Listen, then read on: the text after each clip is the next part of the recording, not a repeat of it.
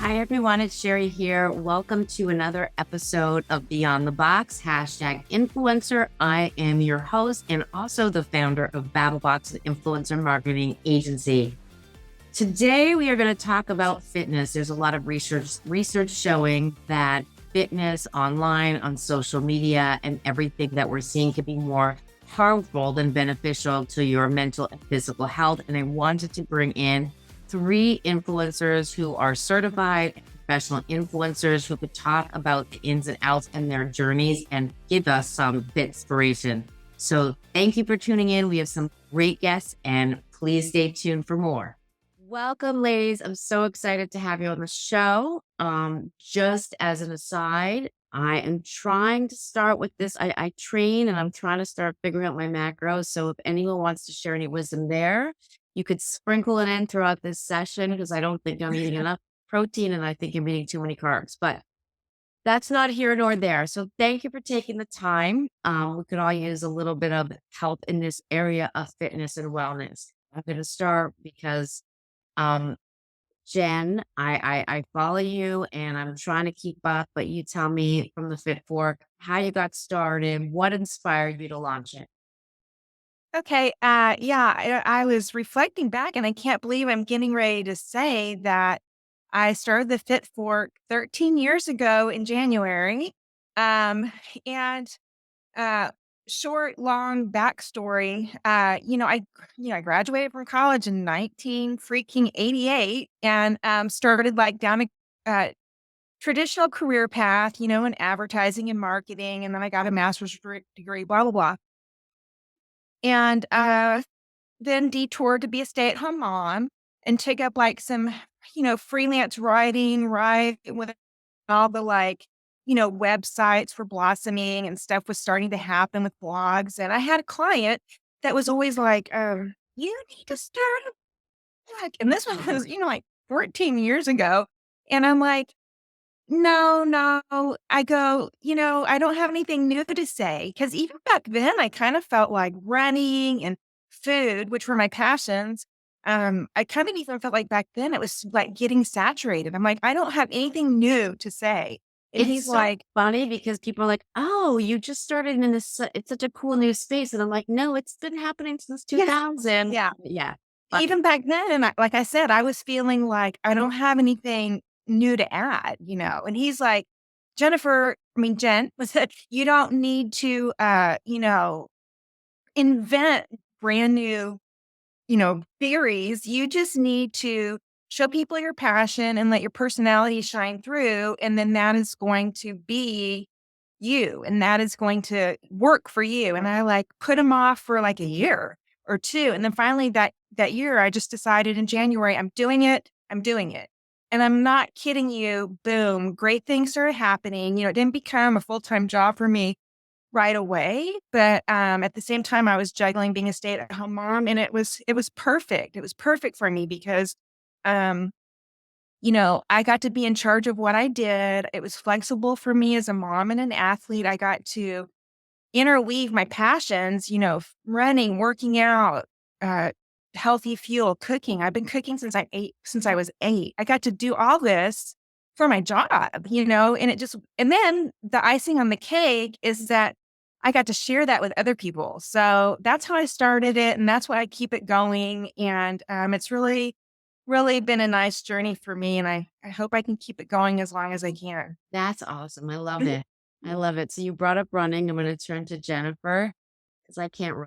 You tell me what inspired and why peanut butter with running.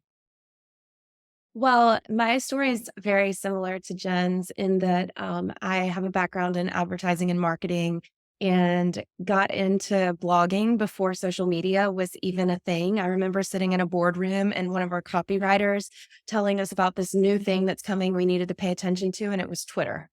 Uh, That's so me too. I always had coworkers stopping by my office asking for recipes. So I actually started as a food blogger. My original blog was called Bacon and Eggs, and that turned into how do you bake and cook all of these delicious meals and stay fit?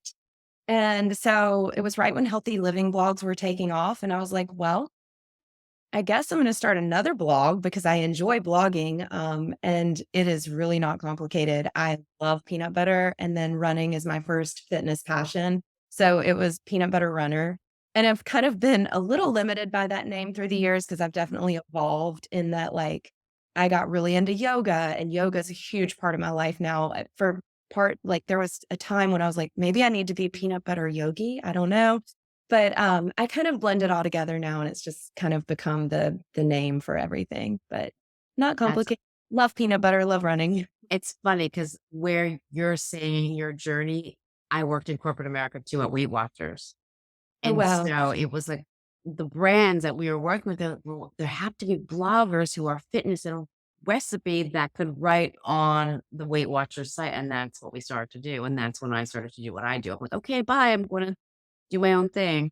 But Yeah, yeah, yeah. so see, and then I remember like Facebook and Twitter didn't exist. And it was like, oh my God, there's a new channel that these people can share on Yes. Do you remember the days when people used to blog, like, 3 times a day? Like, that was social media. It was blogging, like, all 3 day. a day. Yeah. But But it's sad that it's like it's there. People are doing it, but the new people aren't doing it. oh, yeah. Yeah.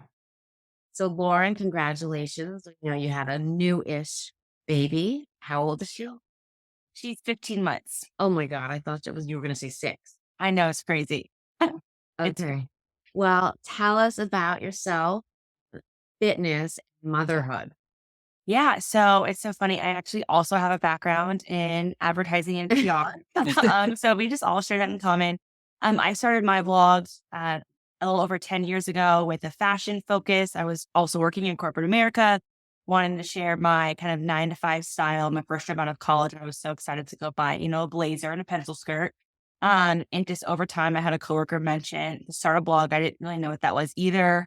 And so when I first started, I was just doing, taking pictures on my lunch break of what I was wearing, affordable things for the kind of young 20 something who just started their first job.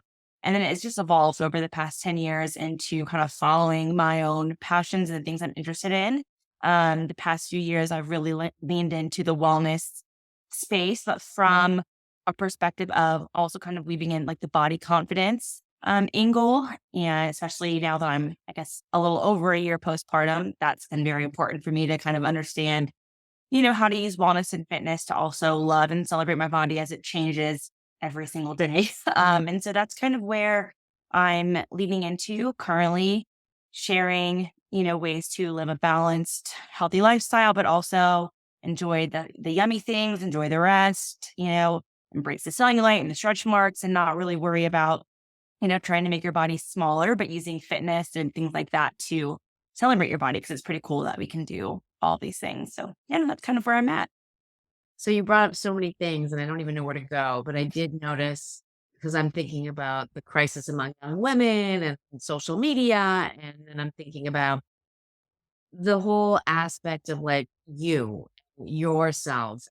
I noticed you've been posting about a challenge that Mhm. wasn't really like, you're not going to be lifting weights for 75 minutes every day, but like it's something very different. So tell us about your challenge. Yeah. So, like most women, I feel like I've done lots of different diets and detoxes and, weight loss challenges and fitness constant rotation, just even since I was, in college, I remember doing things like that.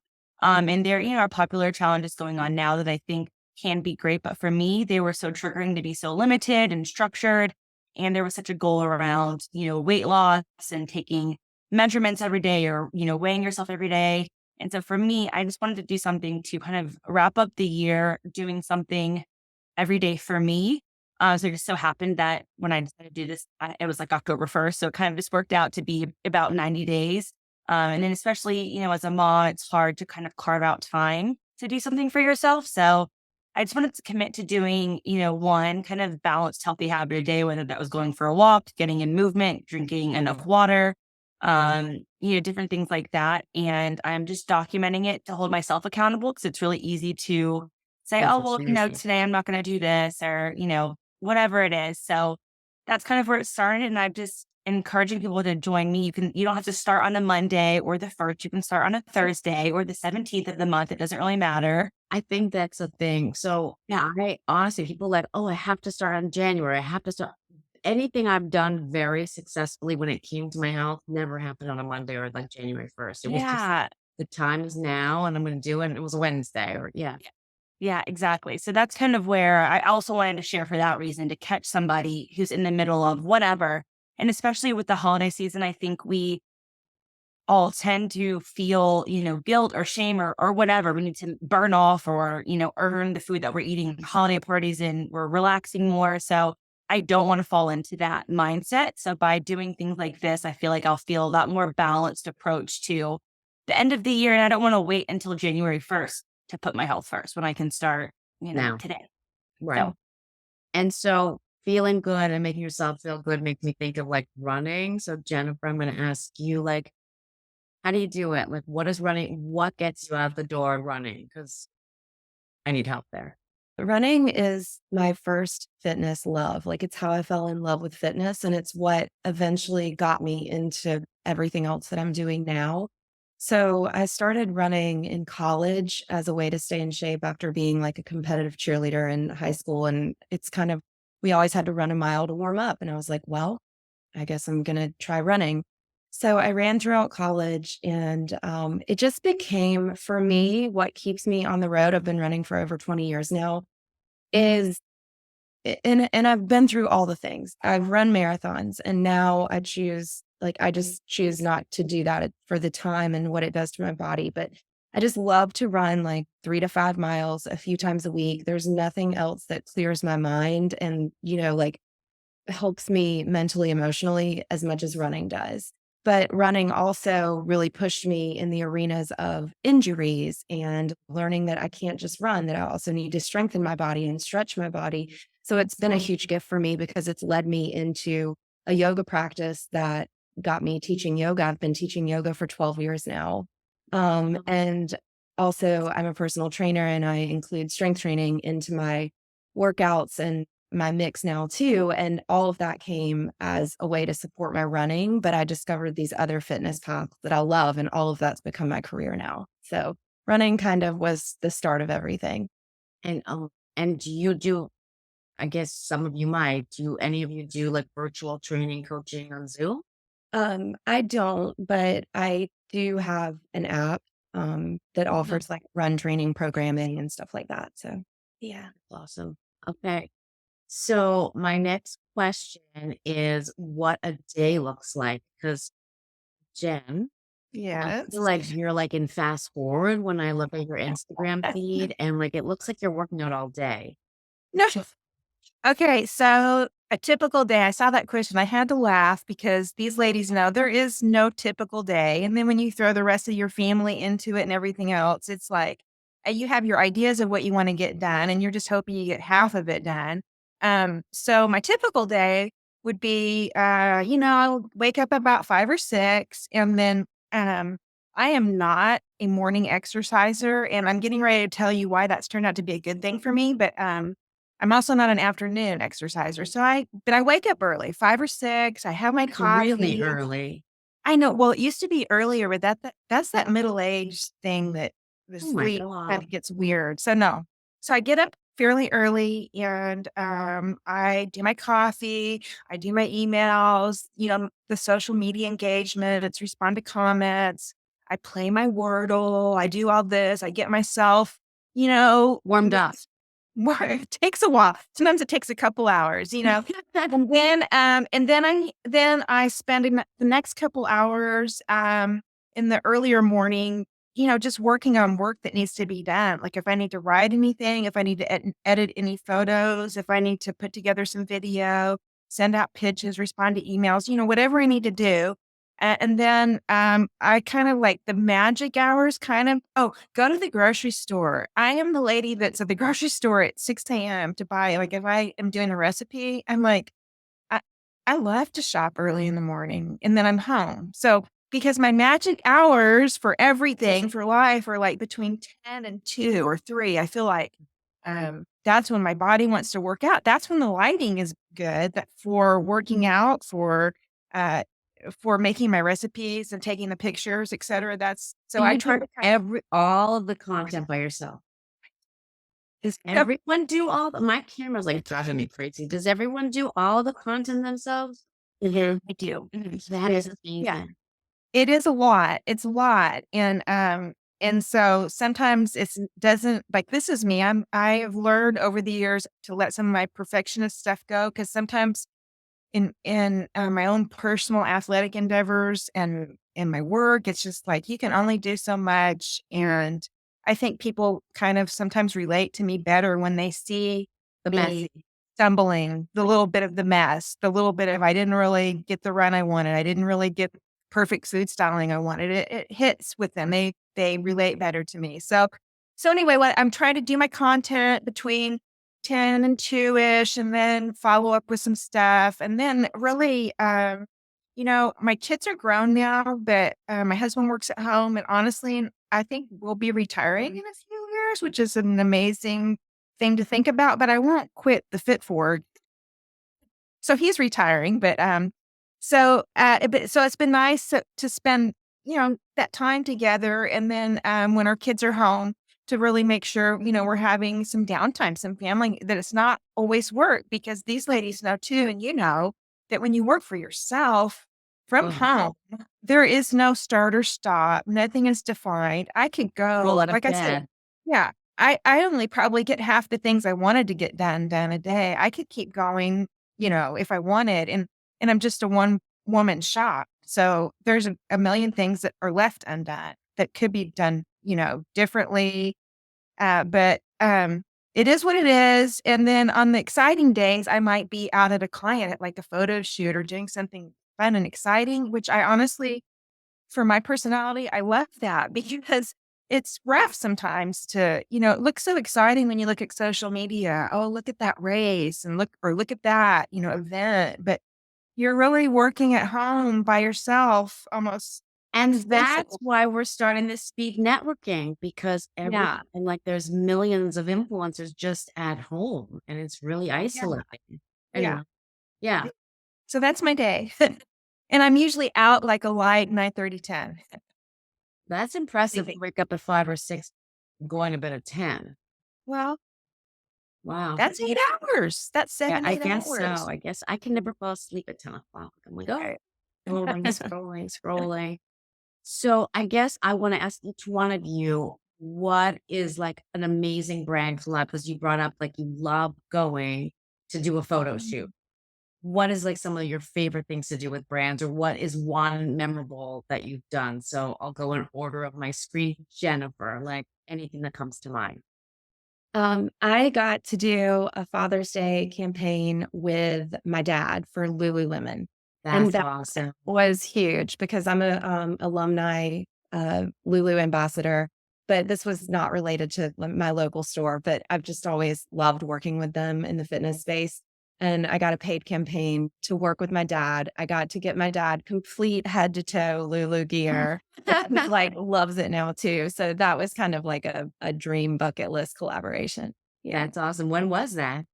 That was the Father's Day before this last one. Yeah. My family lives down at the beach. So we brought in a photographer and I got some really special shots with my dad that I'll always love. So yeah. That It's was really fun. Lauren, how are you? So mine, I don't even know if, I mean, it's still kind of in progress, but I am doing a campaign now with Nordstrom in their activewear line Zella. And we just shot the campaign. The photos are supposed to be in store in January.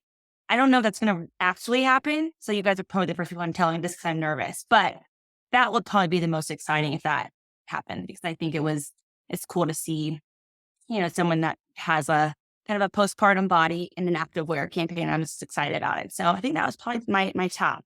That is amazing. And did they flew you somewhere else or they came to you? No, so we shot here. I just had my photographer here and they sent, the clothing and yeah, we just shot just some fun activewear and, athleisure lounge and fun kind of body confident shots. And yeah. Oh my God, I can't wait. All right, Jen, favorite, best, most memorable. I know. I've had so many amazing brand experiences that have been so varied. And that's kind of what keeps it exciting is you don't know what's going to be coming around the corner. But One of my most beloved favorite all-time clients forever has been the National Watermelon Board, watermelon.org. And Oh, wow. every year I have like a 1-year contract with them every year to do like a series of basically whatever I want to do. I mean, they embrace my creativity so much, and I get to do some really fun content with watermelon. And then we've also had a lot of like in the past, especially before COVID, travel events. So I think probably my most favorite experience with them was I got to go like be the host of the Fit Foodie Run in San Diego. And so if you've ever that it's now a defunct race, but it was such a fun race that they had all over the country because it was like running in food. And they had a great expo and all these cooking demos and stuff. So we did some we they had a big huge booth that featured a post I had done on simple seasonings that will blow your mind with watermelon. And then they had all the little like shaker bottles that you come out and season. And then I did like a demo um, on the stage, and we had the medals when you finished the race were watermelons. And it was just so fun. And it was just, just a different fun experience, so that would be mine. That sounds amazing. I saw one of your posts the other day. I'm not going to tell you how you used to in college, like do crazy things with watermelons to open them up. But anyway, Yeah, yeah. that was college. So, okay. So the next thing I want to talk about a little bit about brand safety. So, Lauren, there's two issues that come up. One is like the brand safety and the messaging that goes out. Do you ever like how do you make sure that you're writing right about the right products? And that you're not gonna, like that you're doing the right thing online. Yeah. So it's definitely hard. I try first to only work with brands or products or retailers that I either genuinely use or have had the opportunity to try, especially when it comes to wellness products like a supplement or a protein powder or whatever. And I also only choose things that I would personally buy. So I always try to work that in. If I've never tried it before, I always, offer to try it first and make sure it aligns with the things that I try to follow on a daily basis. And then when I do share, I always preface content and follow up the content and weave it into the messaging that before you make any changes to your workouts or your what you're eating or supplements, to always talk with a doctor. I just think that's so important. I am a certified personal trainer, but I'm also not a doctor. So I can tell you what I do, what works for me, but I think it's important to over communicate that what works for me or any of the ladies on here might not work for our audience. So I try to just be extremely transparent. And if the brand has any issues with that transparency, then I know that that's kind of a red flag. So I don't work with them. But that's how I try to keep it safe and like a positive environment. 'Cause I also know it can be triggering, which I think we'll talk about later. But yeah, I think just being transparent. And so it leads me to my next question. So, Jen, do you get criticism? Do you get people like knocking you? Like, how do you deal with that? Okay. This seems to be like a very timely question for me. And I feel like it's two part. Um, the criticism, I mean, I don't know if you're talking about just the general public. I mean, I feel like my blog and Instagram is super supportive, tight kind of community. Uh, I say TikTok is a whole nother like sport of, I don't understand the sport of trolling. And like, I feel like it's like, who can be the first on to say the rudest thing and get them, I don't know. I just don't get it. And then last week, I kind of noticed like a jump in some of my numbers that I feel like for the most part, my growth on everything is really slow and organic. And that's fine because I want it to be people that really want to follow me. Right. But so I'm like trying to like sleuth around, figuring out where it came from. And there is a freaking article about me on thedailynews.com, which is like it's like the National Enquirer in England. I'm like, and I'm like, okay, and it was like fitness influencer 56 lashes out at trolls. I've never lashed out at trolls for one thing. I ignore them because what a waste of energy. And but I'm reading the article. The article's perfectly fine. I don't really have anything they didn't say anything that wasn't true in it, but they, you know how it is. They pull pictures I wouldn't have used, but I posted them and they put my husband on there. I didn't like that. And then I saw the comments and there were so many comments and I was like, okay, I'm not going to read them. I'm not going to read them because I learned a long time ago, you can't let that stuff bother you. I would say for what I glanced at, there was more positive than negative, but people can be so rude and mean and you just have to let it bounce off. I feel like it's just, that's what we've turned into today. And it's kind of really sad. So I kind of let that energy bounce off me, and just move on. So that's how I handle, I don't ever respond to so anybody that has any sorry. negative. I feel like I come from like from old school. Like if, did your mother not teach you if you can't say anything nice, don't say anything nice at all. I don't. So anyway, then in terms of pressure, um, you know, the only pressure I feel about being a fitness influencer is because I don't have any feelings of pressure to look a certain way. The getting older part is sometimes harder to deal with. And I feel like sometimes, oh, look, this campaign cuts off at 35, or, like, hi, I'm not dead yet. I Uh, think that is so much changing. Like we're seeing a massive shift. yeah, like pro age It's not stuff. even just that. It's like brands are just like bucketing it and like they don't even think. And I did a little video on it because now I'm doing videos. But I did a little video like every brand, like, oh, we want women 35 to 50.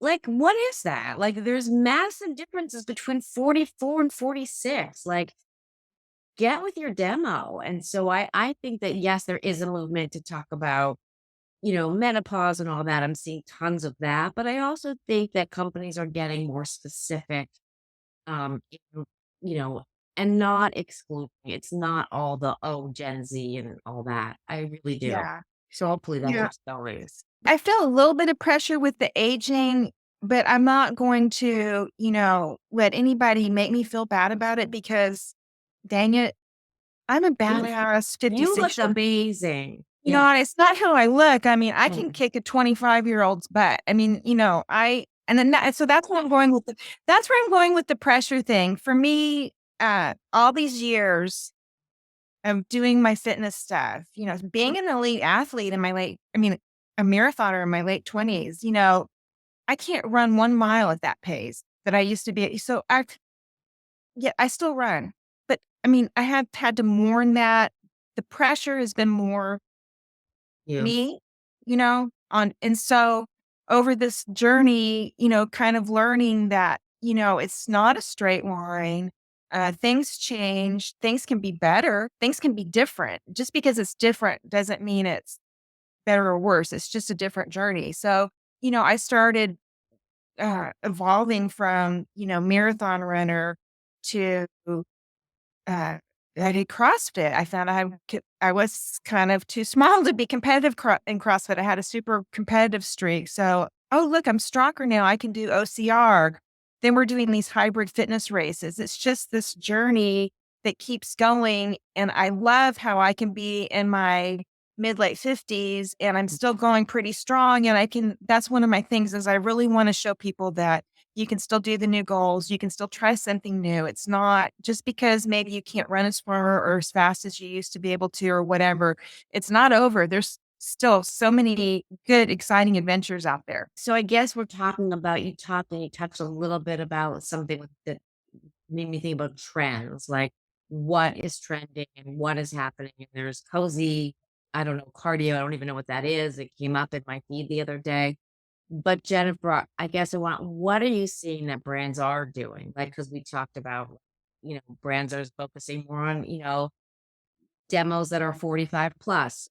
Are there trends on social or when you're working with brands that you're like, this is what we're seeing? And it could be tactical, like TikTok shop, or it could be more, Yeah.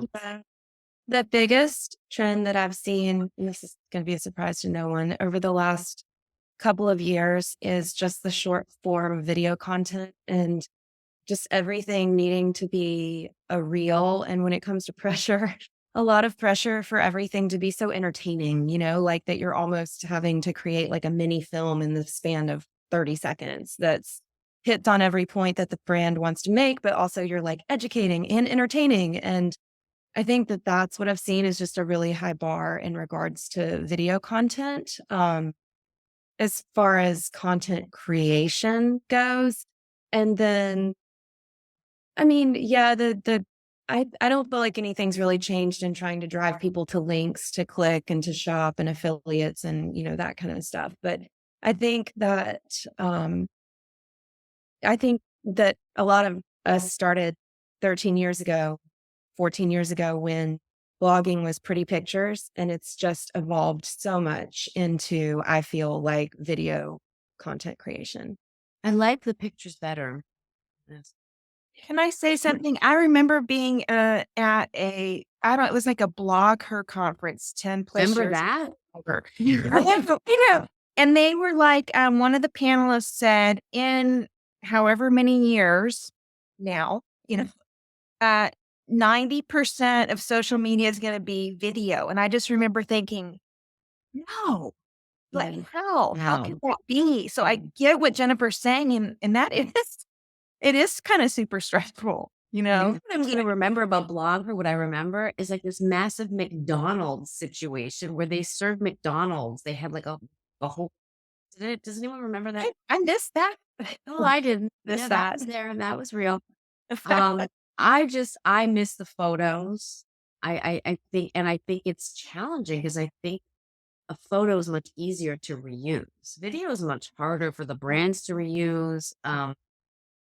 I think that, yeah, the photos are just so multifaceted because you can use them in ads and, newsletters. You can't use a video for everything. So I think it's hard. Um, if you had to go to your younger self, I will start with Lauren first. This is, I'm throwing it out there. Yeah. And your younger self says, I'm going to go be a fitness influencer or a health wellness influencer. What advice would you give that younger Lauren? Yeah.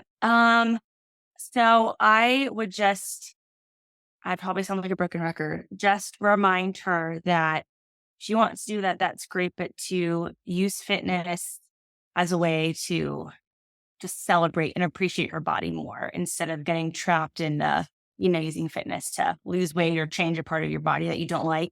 That's something that I wish the younger Lauren knew, because this Lauren got it and I love it. And it's been great on this side. So that's something that I would definitely tell her, and anyone else who might be struggling with that even today. I feel like our society's doing better, but we still can do better. So Agreed. Jennifer, what would you tell your younger self?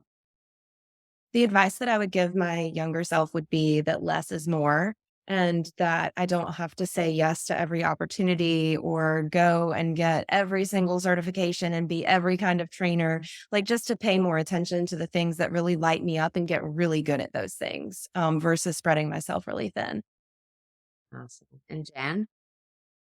Well, I also agree with what the other ladies said about celebrating yourself and where you are today. It's just to enjoy where you are, to celebrate yourself, to, I think for me, probably to listen more to my audience, because I feel like in some ways, because I started out early in blogging, it was just a journal about my journey, It was what I'm doing, how, and I do fall back into that because a lot of it is my journey as an athlete, and so um, I've noticed though when I tone it down from, my type A hardcore workout, persona, and I really kind of listen to more what my audience wants. Like, they don't want to lift all the heavy stuff and do all these crazy hard things, but maybe some things that might make their back feel better and their core stronger that's toned down for them. So if I would tell myself to, stop making it so much about me and listen to my audience more and incorporate what they need, so. Awesome. Okay, so we're going to close out with the question that I always ask, and it's name an influencer you love to follow but hate to admit that you do. So, there's a lot of them out there. It could be a funny one, a silly one, you name it, but it could be a serious one. So, Lauren, you want to go first? this is an honest answer. I really only follow like influencers that I'm friends with just because I found myself comparing a lot. And I definitely don't want to fall into a hate following kind of dynamic. So I feel like I That's follow like it. 100 people. So I That's also really love to follow Heather McMahon. I think she's hilarious. So I mean, that's my favorite probably that she just did a funny bit about salads. That was very relatable. So awesome. All right. Jen, the Fit Four, because I don't want to get confused. Okay. Love to follow. This was a little bit of a stressful question. But so, and I can't think of her name is like Tara something. And I only joined TikTok like a year ago because I said I'm never joining TikTok. And then, I needed to do it for a job. And I'm like, okay. So, but there is an influencer on there, Tara something, and she's the one that goes, she's food related and she's green screens other people's videos. And she's the one that always like, Betty's so creative, and then she narrates these other TikTokers making these most ridiculous, like right. Cheeto soup or bologna Cheeto lasagna or whatever. She narrates, and she's just hysterical. And then also I'm always half watching in fear, like, oh my God, what if like a recipe that I made shows up on there someday? Not that I would do Cheetos, but maybe some weird occasionally I try to keep my recipes pretty real, like real food that people would really want to eat. But every once in a while, maybe somebody sends you like a random weird ingredient and you're like, I need to make something with this that's very bizarre. And you know what I mean? And I'm like, it's going to show up on on her show. I watch a gentleman who does that, where he's like just ripping on people who have random things. That's why I love this question. Okay, Jennifer, what's name an influencer you love to follow but hate to admit that you do? So I'm in the same camp as Lauren, where I really try to edit my social media and only follow people that light me up or bring me joy or that I feel a connection to. And I'm not really into like reality TV culture or Kardashians or any of that kind of stuff. So Good for you. I mostly just follow people that either inspire me or that are friends in real life or I'm very boring. I mean, mine would be like Snoopy, or I follow some of these kayak crazy people, but camping extremists. But it's not bad. It's just Yeah. well, thank you, ladies. It was so lovely speaking with you and getting to know you more. And hopefully we continue getting to know each other better. And if there's anything, we, look forward to staying in touch. And we're thankful that you were all able to be here. Yeah, thank you for the thank you opportunity. so much. Thank you. Thank you. Right.